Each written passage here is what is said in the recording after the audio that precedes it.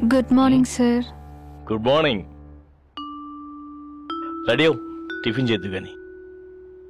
ఇప్పటికే నేను చాలా శ్రమ పెట్టాను, నేను వెళ్తాను. చూడండి, శారీరకంగా మానసికంగా మీరెంతో కుంగిపోయారు. మీకు అభ్యంతరం లేకపోతే క్షమించండి. నేనెవరో తెలిస్తే నేను ఒక వేశ్యని, శీలం పోగొట్టుకున్న ఆడదాన్ని. నేను మీ ఇంట్లో ఉంటే మీ పరువే పోతుంది. శీలం అంటే మంగళసూత్రంలా పుట్టింటి వాళ్ళు ఇచ్చిన బంగారు గోసు కాదు. కాలేజీ వాళ్ళు ఇచ్చే కాండక్ట్ సర్టిఫికెట్ అంతకంటే కాదు. లాకర్లో దాచి డబ్బు కాదండి, ఎవరో కొట్టేస్తే పోవడానికి. అది మన రక్తంలో ఉండాలి. శీలం అంటే మన మనసుకు సంబంధించింది కానీ మన బాడీలో పార్ట్ కాదండి. యాక్సిడెంట్లో పోవడానికి అది మన ప్రవర్తనలో ఉండాలి. ఇంట్లో భార్య ఉండి రోజుకో ఆడదంతో తిరిగే మగాళ్ళున్న ఈ రోజుల్లో నిజాయితీగా మాట్లాడే నీలాంటి వాళ్ళు ఈ ఇంట్లో ఉండడంలో తప్పులేదు.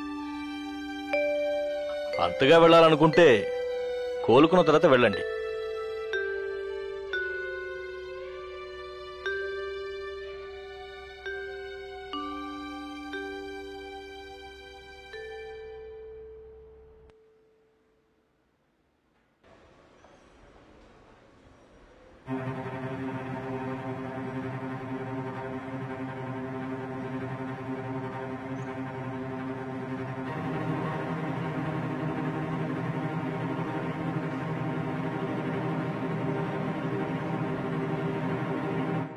Good morning Srikrishna.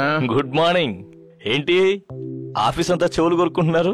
ఏముంది, అంతా నీ గురించే.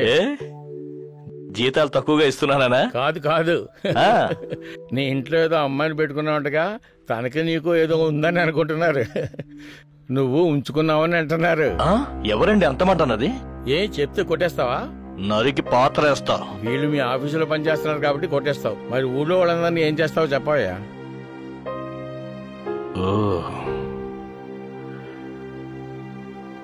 స్నేహ మెళ్ళు ముడుములు వేసి అందరి నోళ్ళు మూయించడమే కరెక్ట్. అంతకుమించి వేరే మార్గం లేదు.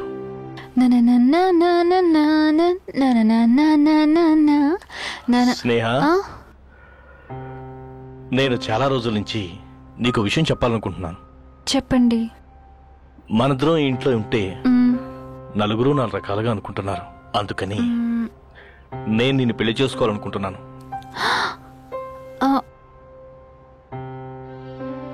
నువ్వు సరే అంటేనే. ఇప్పటికే మీరు నన్ను మీ ఇంట్లో ఉండనిచ్చారు.